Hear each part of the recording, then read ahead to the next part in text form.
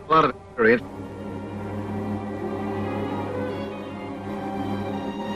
for both. And I don't believe in facing them unnecessarily. For example, to find sunken treasure or mineral wealth. It's usually a fool's game that doesn't pay off. When there is a payoff, it sometimes does terrible things to the treasure hunters. There was a time when I wasn't so wise about it myself. Then I was searching for manganese ore, the source of a valuable metallic element vital to national defense.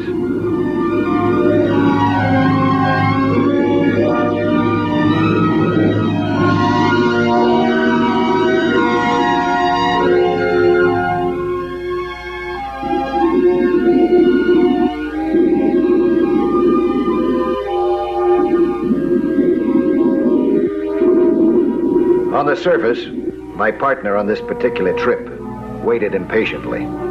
He was Pete Otis, a geologist that I had met only a few weeks before. Manganese nodules aren't too easy to spot. They look a lot like ordinary rock. But Pete had told me just what to look for.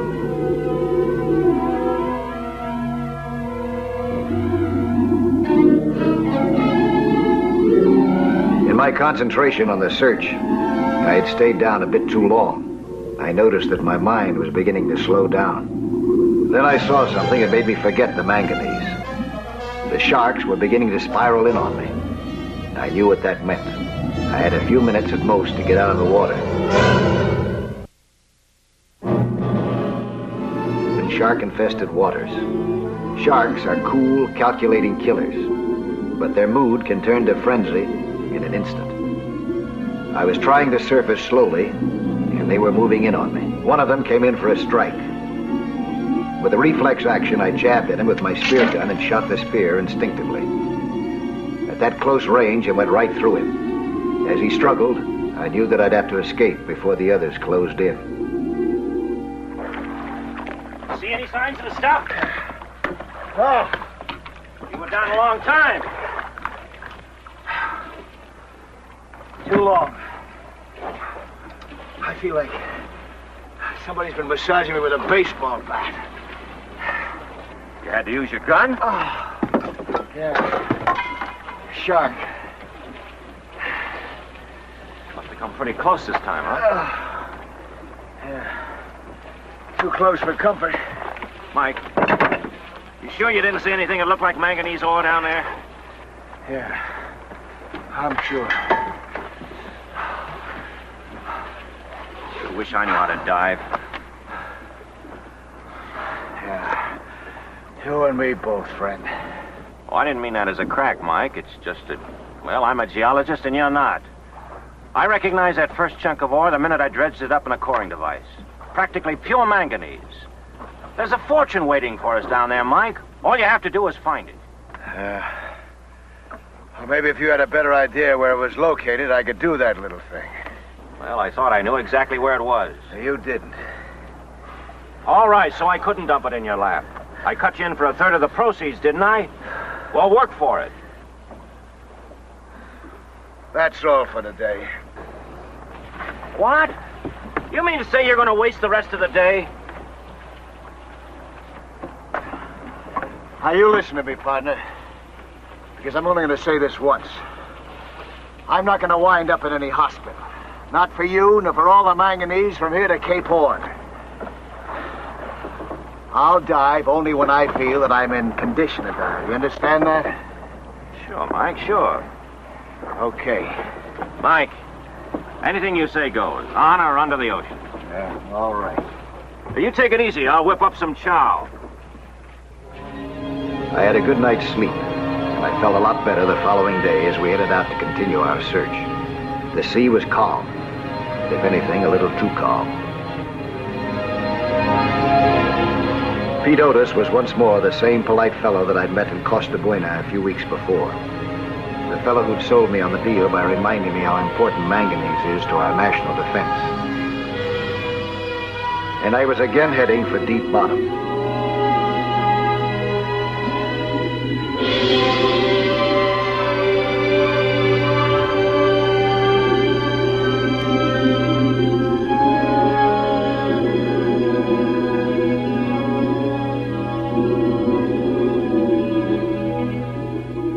All of a sudden, I was startled by a big octopus. It can be a frightening sight.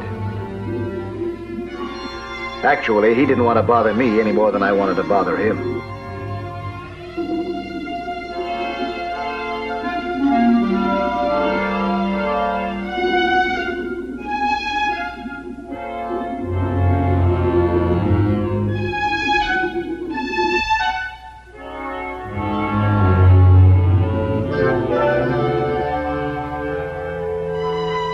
Another hazard of being deep below the surface is that a diver can't see what's going on above.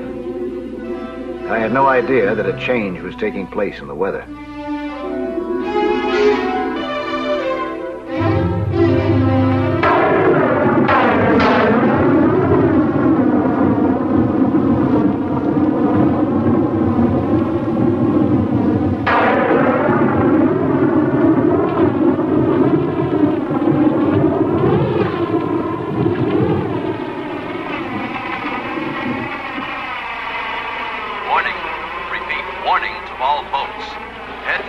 Shelter. A violent storm containing winds of hurricane force is approaching Costa Buena. Warning to all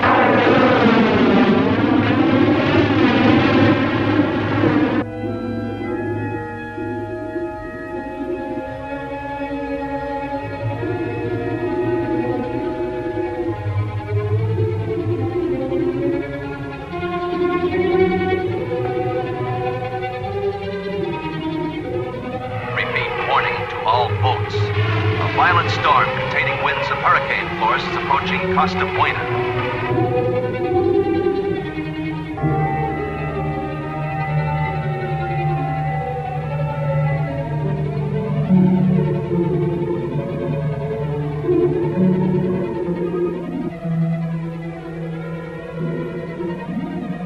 I realized that my air would soon be gone, that I would have to surface. Meanwhile, the sharks seemed to be getting more curious, so I began to watch them closely. I was so absorbed in watching them that I didn't realize that I was swimming above a giant clam.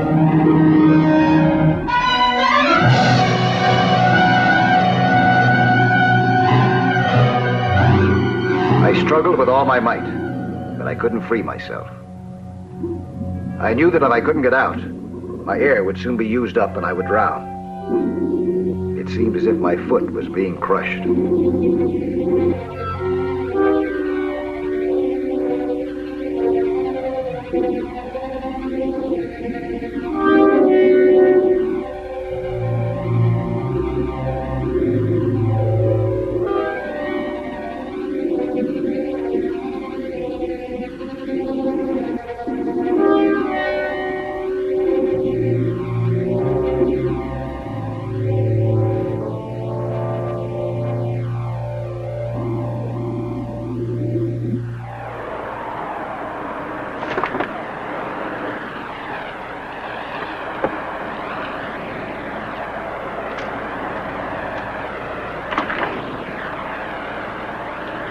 Radio, they're sending out a storm warning. Yeah. We gotta get out of here. But where can we go? Pescador Landing. It's a sheltered cove there. Pescador Landing? We can never make it that far, Mike. We've got to. It's the closest harbor. But, Mike, I don't want to... Leave it to me, will you? Pull the hook.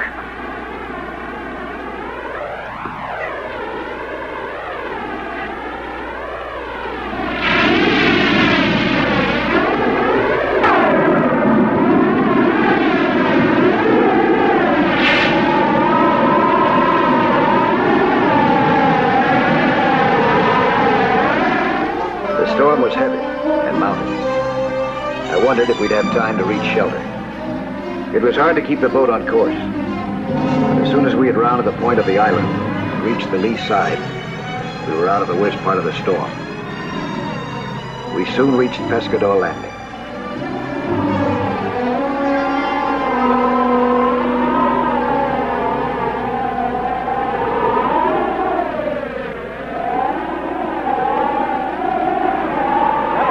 Got a reception committee waiting for us. Pretty attractive one, too.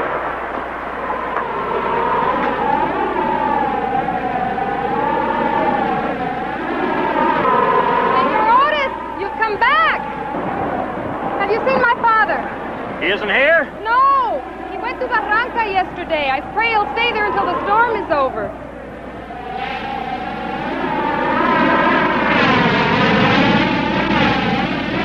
You did not see his boat?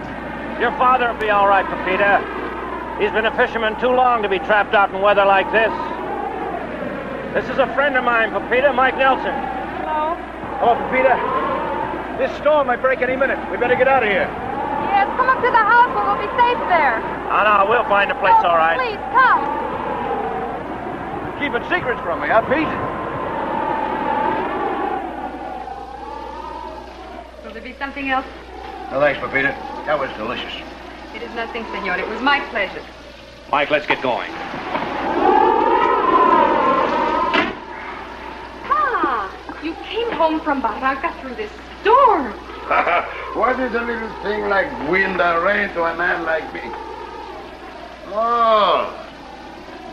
So you finally came back, eh? You're soaking wet. You must get into some dry clothes right away. I have spent half of my life wet. Who's your friend, Pedro? This is Mike Nelson, Senor Valdez. Senor Valdez? Hey, I doubt it's sure a wicked cook. We both want to thank you for your hospitality. Por nada. Tell me, you are another one of these men who makes money out of rocks? No, I'm a diver. A diver, eh? Me? I am the greatest fisherman in the Pacific Ocean. All of it? All I have seen. Well, do you bring me good news after all this time? I give him a rock, a rare rock that I bring up with a net. You should see how excited he is. We are going to be rich, he says. And then, nada, I cannot even find it.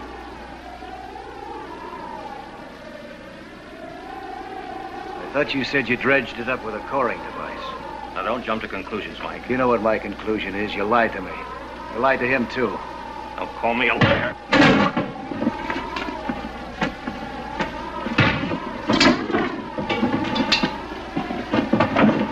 Let go of me, girl. This is my house. It is my fight.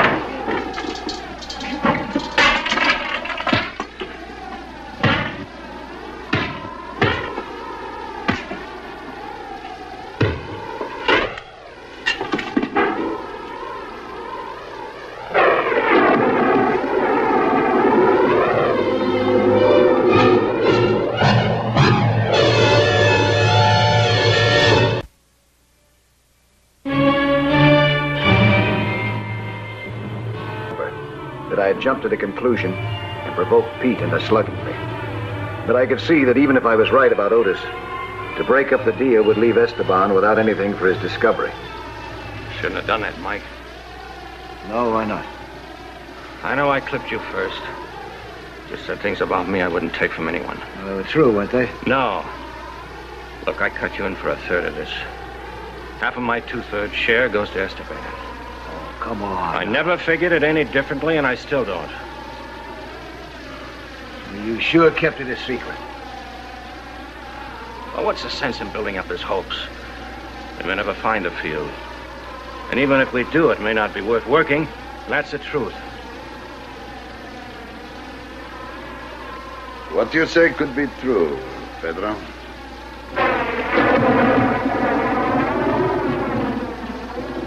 All right.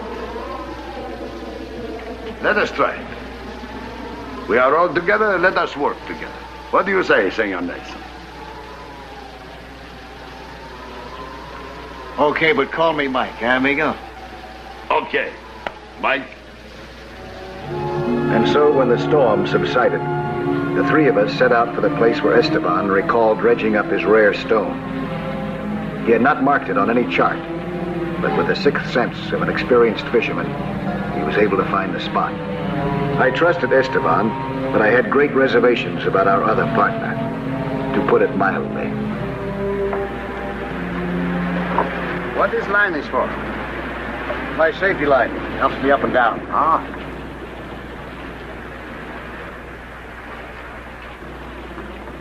I don't like it, Mike. Why? This where you found the manganese? I think so, but there are many sharks here. Oh. Well, I can always tell when they're getting a little too curious. You have been in the water with the sharks before? Oh, yeah, lots of times. So far, no scars. I wish I knew how this diving was done. Then I could go down and help you, give you some protection. Muchas gracias. But now all I do is talk. There's something else you can do. Eh? Shall I use that? But of course. I shoot almost as good as I fish. Good. Now, when I go in, and later on when I come up, if the sharks give me any trouble, you shoot them, huh? With the greatest of pleasure. Just be sure that you don't shoot me. Amigo, don't say such a thing even as a joke. Good luck.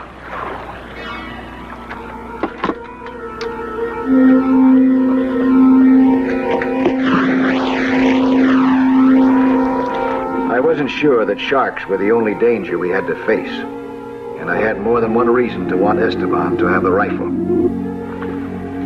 Gives it to me like you give a toy to a baby. What are you talking about? This gun. He gives it to me so I will be occupied. Clearly I can be of no help to him where he is now. He doesn't need any help. How can you know that? No, we were wrong, Pedro. It's not right that he should risk his life for our profit. As I began the underwater search once again, I felt much more hopeful. With Esteban's guidance, we were much more likely to find what we were after. There were plenty of sharks in this area, too, but they were keeping their distance, and I didn't see any reason not to go ahead.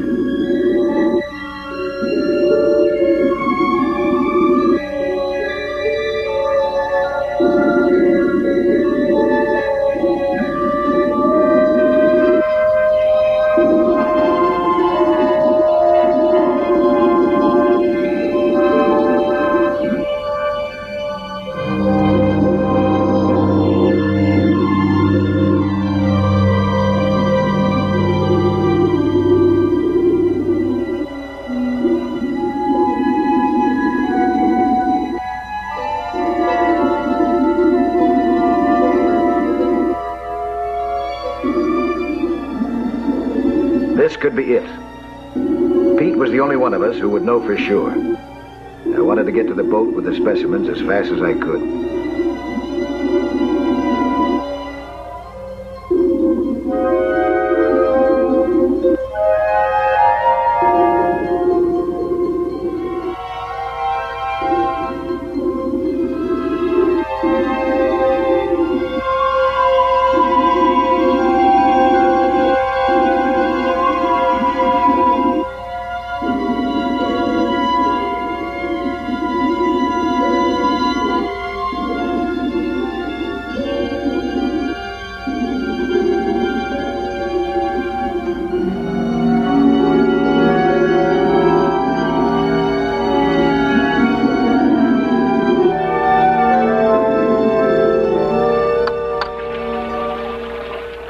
Much more? A whole reef down there, same kind of rock. That's nothing compared to what could be hidden or out of sight. It's tremendous. What do you say, Caballero? Make you happy? Oh, see, my daughter, what this will mean to her. There's still plenty to do. We've got to mark it well, and we have to file our claims. Well, the position is marked in the chart. That's not good enough. You've got to go down with the marker buoy and mark it well.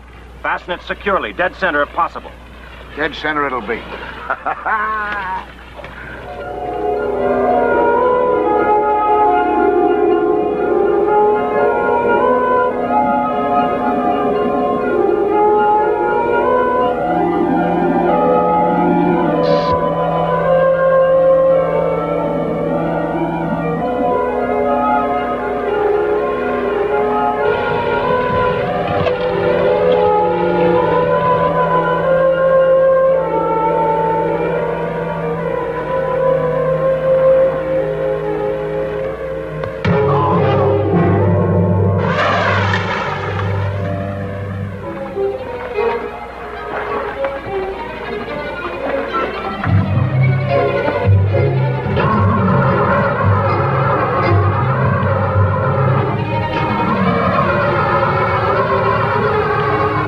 didn't know what was happening above, but I did know that I was the only one that could start the engines.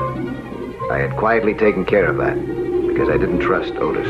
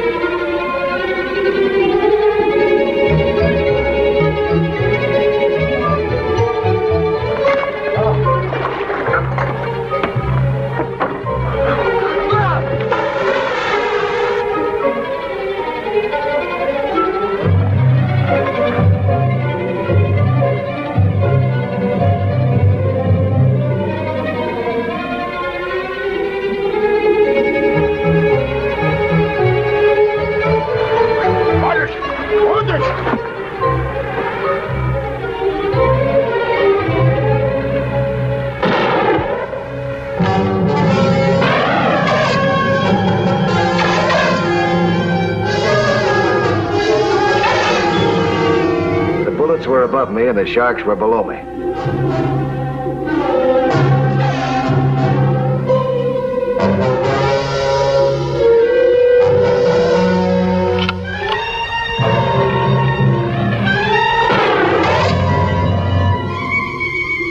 The sharks sensed trouble, and they seemed to be gathering for a kill. In my desperation, I remembered an old frogman trick.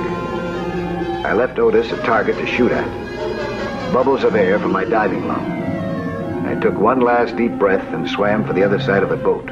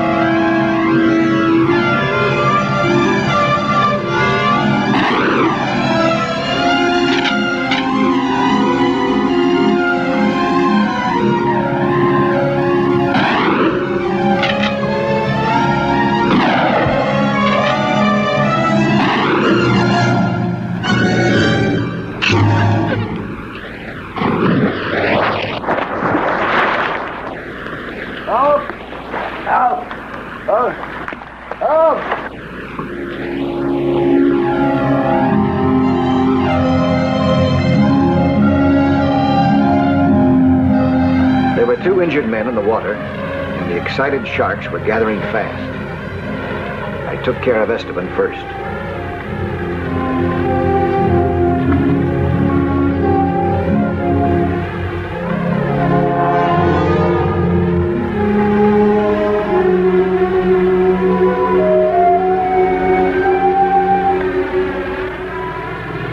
We headed for Costa Buena to complete the 2 jobs that we still had to do. Register our claim, and turn our former partner over to the authorities.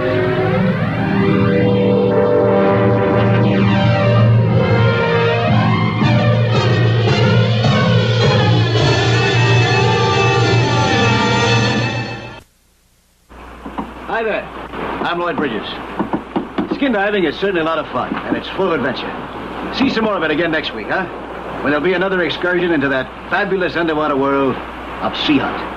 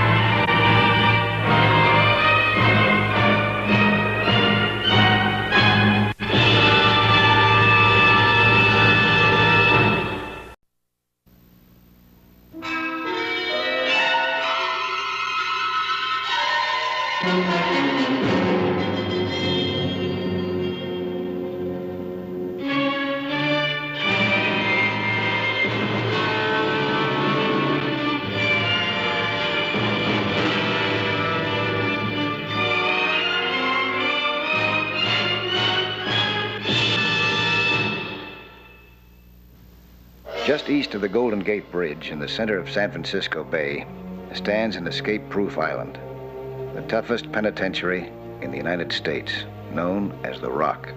A fishing boat hovered close by, a mile off the Rock, where 350 of the most desperate criminals in the nation were held under maximum security guard.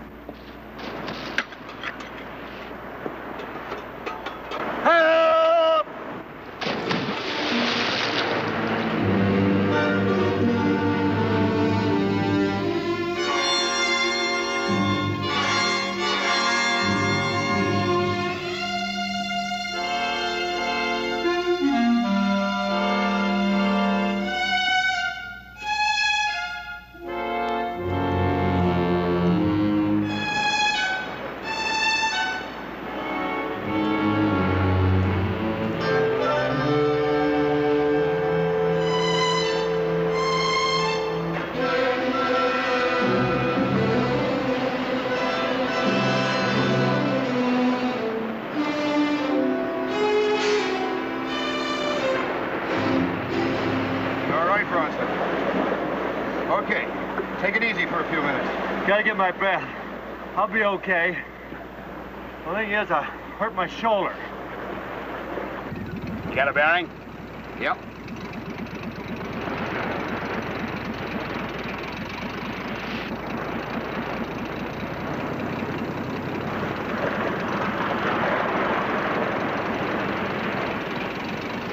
Okay, Frank, shove off. We gotta find Mike Nelson.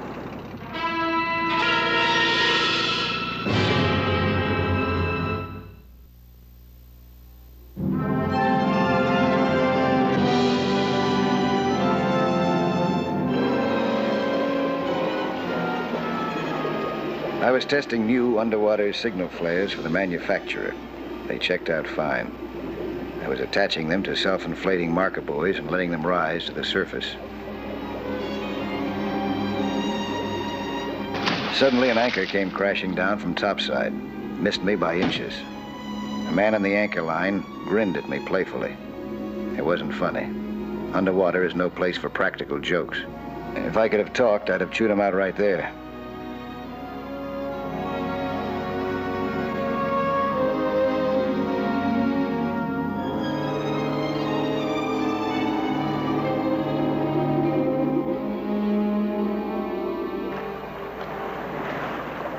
You out of your mind? Dropping your anchor over a diver's flag and riding the anchor. Now that's real smart. Take it easy, man. Take it easy. Relax. We came a long way to see you. Yeah, all the way from San Francisco. Yeah? What for, to bury me at sea?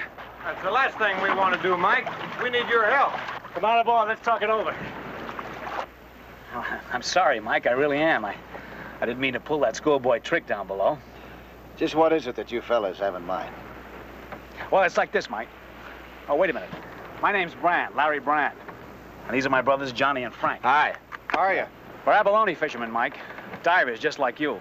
Only we don't use one of those boilers on our back like you do. We have to drag an air hose wherever we go. Makes it kind of rough, Mike. It was okay a few years ago, but competition's getting pretty rugged. We can't find the remote abalone beds with a hose. We've got to be able to swim in free. In other words, we've got to learn to use a lung or we're going to go out of business. You know, it's against the law to dive commercially for abalone with a tank. Oh, we know that, Mike. But we can search for the beds with a tank, can't we? Well, what do you want from me? We want you to teach us how to dive. With a tank, the right way. We asked around. You're the only man we want to teach us. We could only scrape up $300. That be enough? There'd just be two of us, Mike. Me and Larry. Frank doesn't dive, he just handles the boat. Come on, what do you say? Come on, say it's a deal, huh? Come on, or our whole business goes bust. What do you say, Mike? All right, it's a deal. Good. Great. On one condition. What's that? No more kid stuff like riding the anchor. And the first one that goofs off, well, school is over. Whatever you say, Mike. You got that, Johnny? Yeah, I got it. Whatever you say. What time school start? Tomorrow morning, 8:30. Sharp. We'll be right on time, teacher. After briefing them thoroughly on the surface, I took two of the Brand brothers below. After the first dive, I could tell this was going to be a quick course. They were easy to teach. They were in good physical shape, strong swimmers, and experienced divers. All they needed were two things: the technical side of the unfamiliar scuba equipment and a rundown on basic safety rules. They were a pair of eager beavers, and I tried to impress upon them how one diver is responsible for the safety of his partner as well as himself.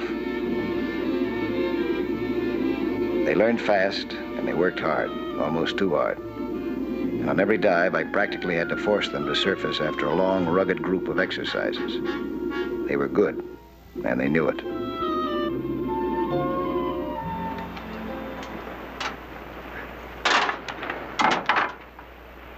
Well, how we doing with this diving bit, Mike? Another day like today, and I'm going to graduate. You mean we're all through for today? Ah, you sure are. Hey, you were down almost 5 hours. That's long enough for one day. No, we've been diving all our lives, Mike. You really think a couple of more hours would hurt us? Oh, it's not going to do you any good, that's for sure. You've been down below 60 feet. Already exceeded your maximum diving time. Now, this time is cumulative. If you go in again, you'd just be taking a chance. Why take it? Okay, Mike. Okay, you're the boss. Now, another question. Yeah? How far can you swim underwater? I mean, without surfacing. Well, it depends. Any more? That's all. This scuba equipment wasn't designed for distance swimming. Yeah, but in an emergency, you might have to. Well, emergency, you just come to the top and just swim. But what if the water's choppy? Then you'd have to swim beneath the surface, right? Yeah, that's right. Wait a minute, I got a book around here. Here we are. That'll give you the word. Thanks. I'll get these tanks in the town, get them filled up with air, huh? I'll see you in a couple of hours.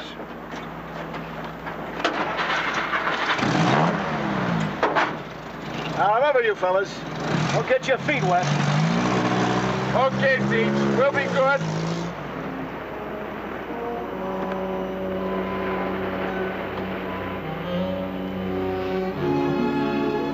I returned a couple of hours later.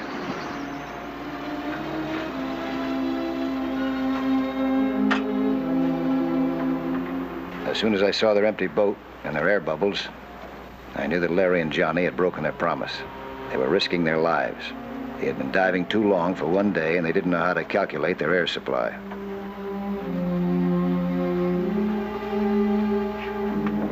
Oh, Mike, you're back early. How long have they been down there? Oh, I don't know. I wouldn't worry about it, though. They can take care of themselves. Not after 5 hours, I can't. Oh, wait a minute. They'll be up any minute. Yeah, maybe. Don't worry so much about it. They'll be all right. Get out of my way. I said out of my way. Now, look, Mike. All right. Now tell me, exactly how long have they been down there? 30, maybe 45 minutes. Means they haven't got much air left. Their unauthorized dive was the second stupid trick that they'd pulled. But still, their lives were my responsibility as long as I was instructing them. The Brands were smart and quick, but completely without discipline. Someday, it'd get them into real trouble. I watched them doing a maneuver, one that I certainly had never taught them, getting into a wetsuit underwater. But I couldn't wait around too long to find out what it was all about. I had to get them out of the water. Time was getting short for them.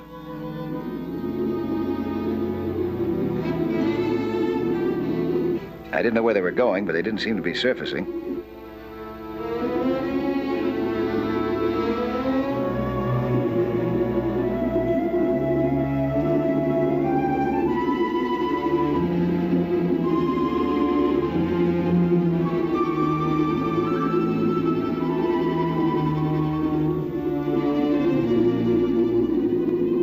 I overtook them and tried to make them understand that they had to surface, but right now.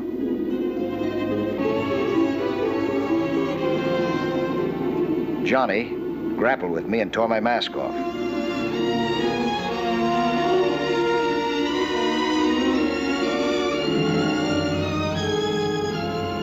I retrieved it, put it on, and cleared it of water.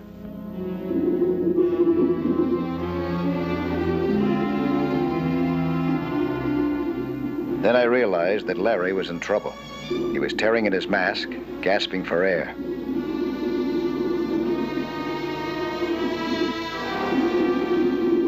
I grabbed him and gave him my mouthpiece. The air from my tank was his last chance. and I brought Larry slowly but safely to the surface, exchanging the mouthpiece as we went.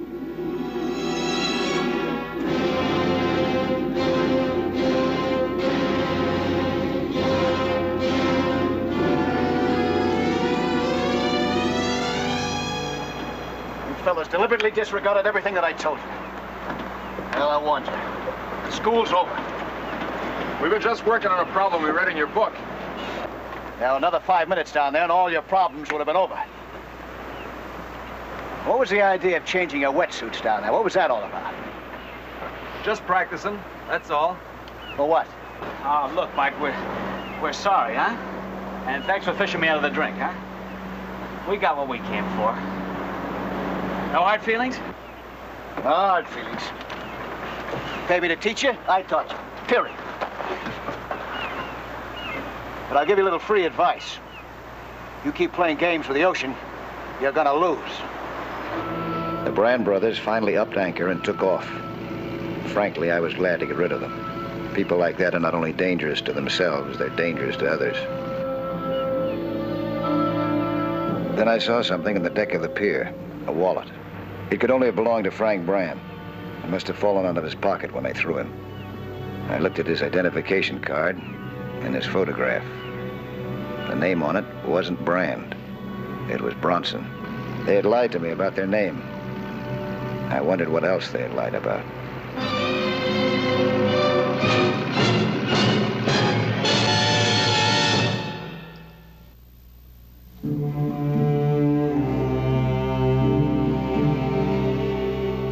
After I discovered that the Bronson boys had given me a phony name, I went to Fisherman's Wharf to see what I could find out about them.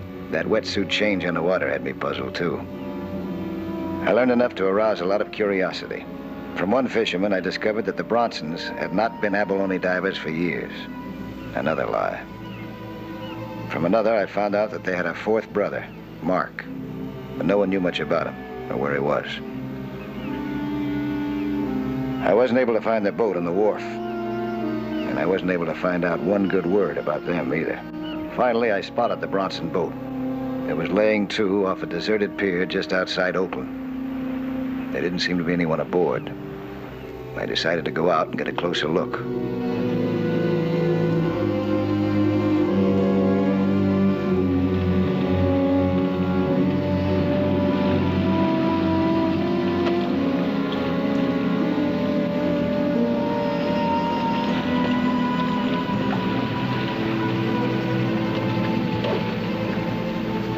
I decided to board her and look around.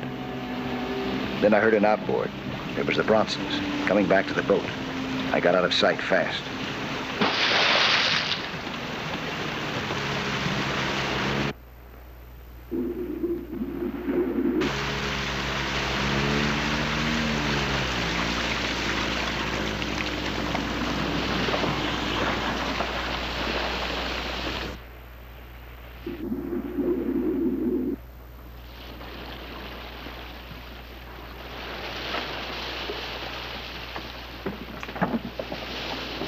Let's get going. We don't have much time. Right. I grabbed a dangling bow line and held on. There was nothing I could do but wait to see what they were up to.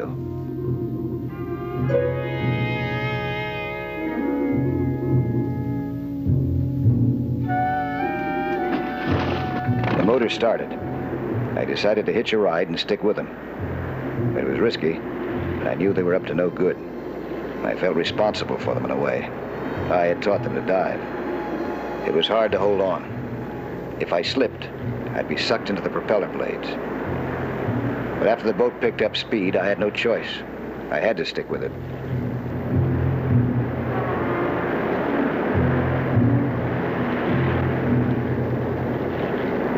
The pressure was tremendous. I was afraid that at any minute the forward speed would rip off my face mask. And then there were those blades back aft, snapping at my heels.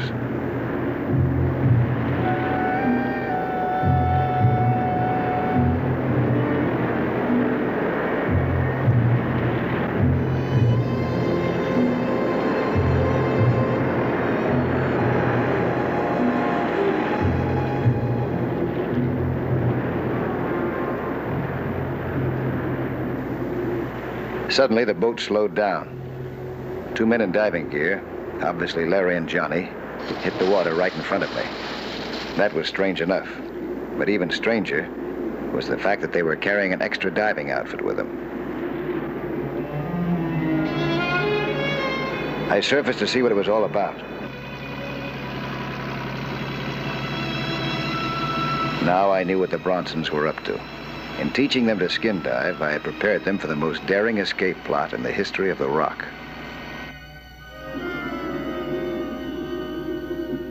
Now it was up to me to stop it. At the moment, the odds weren't so good. 2 against 1. And I had a hunch that they were going to get worse.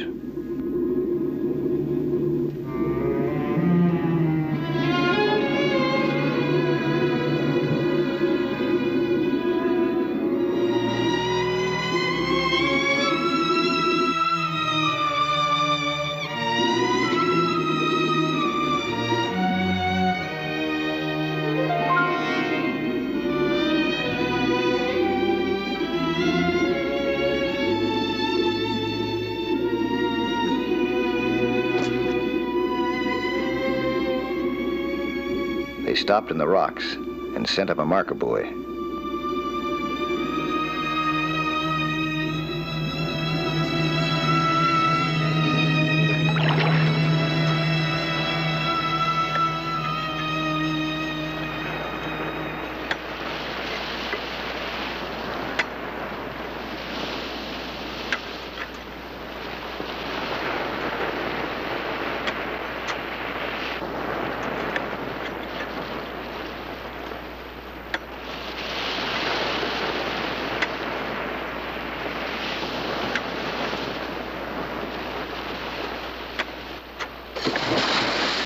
As soon as I saw the convict, I knew that he was the 4th Bronson brother, Mark.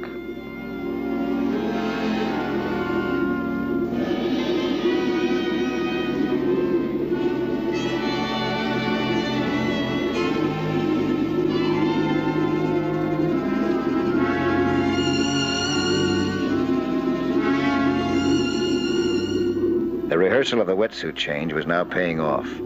The Bronsons had planned the escape brilliantly. They knew that Mark couldn't last in the bitterly cold water of the bay unless he were protected by a wetsuit. I couldn't risk trying to take all 3 of them at once.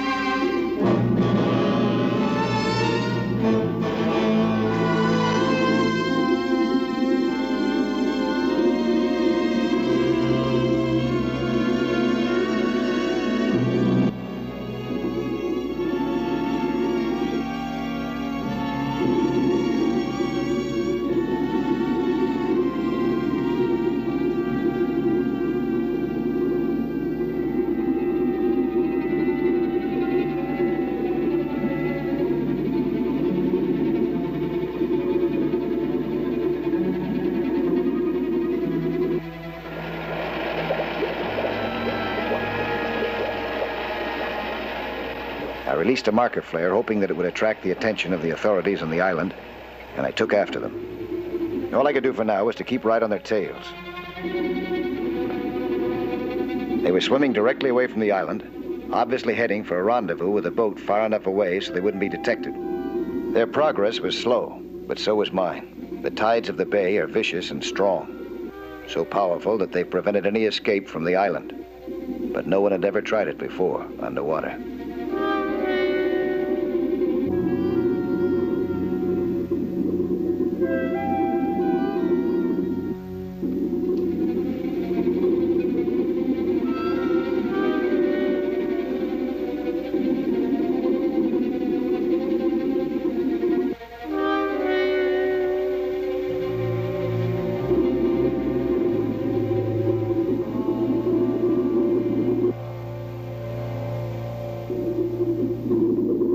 Suddenly, they stopped. Larry whirled around and noticed me and waved to his brothers to go on. He had decided to fight a rear guard action by himself. He came at me with his knife.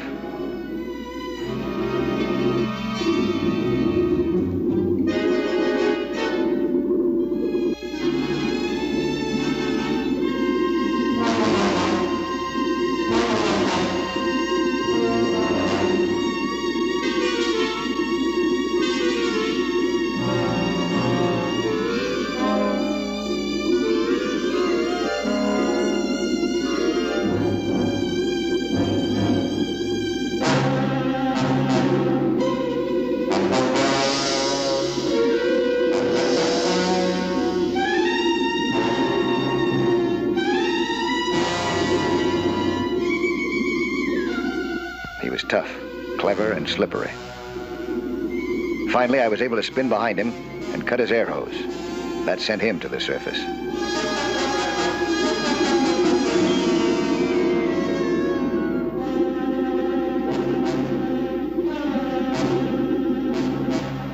I looked around for his brothers. They were by now too far away for me to catch up to them.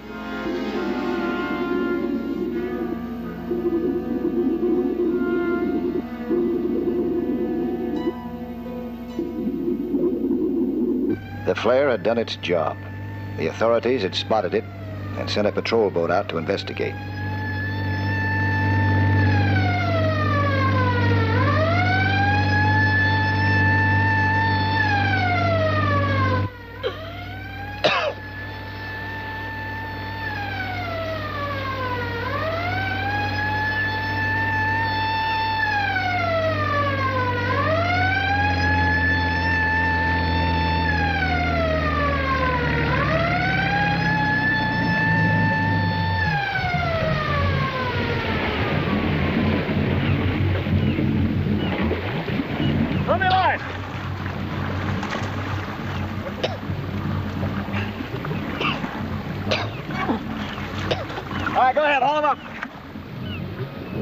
I had one Bronson in the bag, but there were two more to go.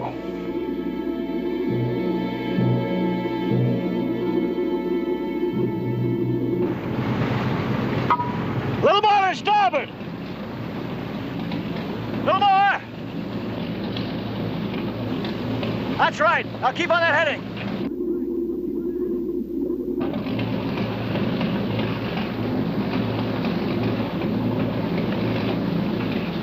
Have the Coast Guard pick up their boat.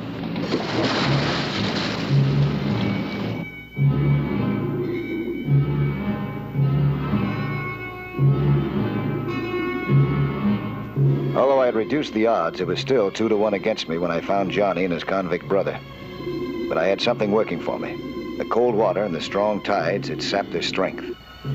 They'd been under for a long time. The flare had worked for me on the surface. I figured out a way for it to work for me underwater. Then while they were stunned, I pulled the mask off Mark, closed his air valve, and shoved him at his brother.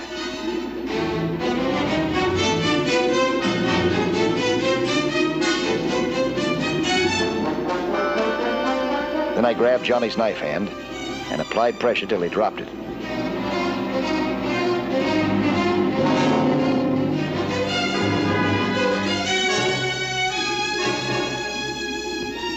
I got a stranglehold on him and brought him up.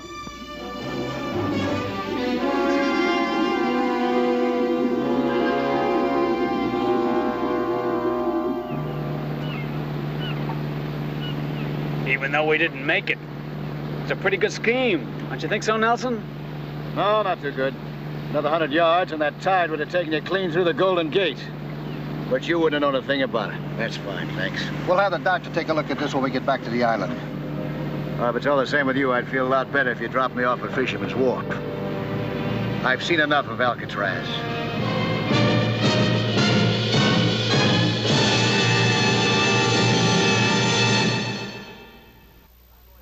Hello there. I'm Lloyd Bridges. You know, 3/5 of the world is covered by the sea. And how little most of us know about that underwater world. Go below with us again next week, huh? For another thrilling adventure in Sea Hunt.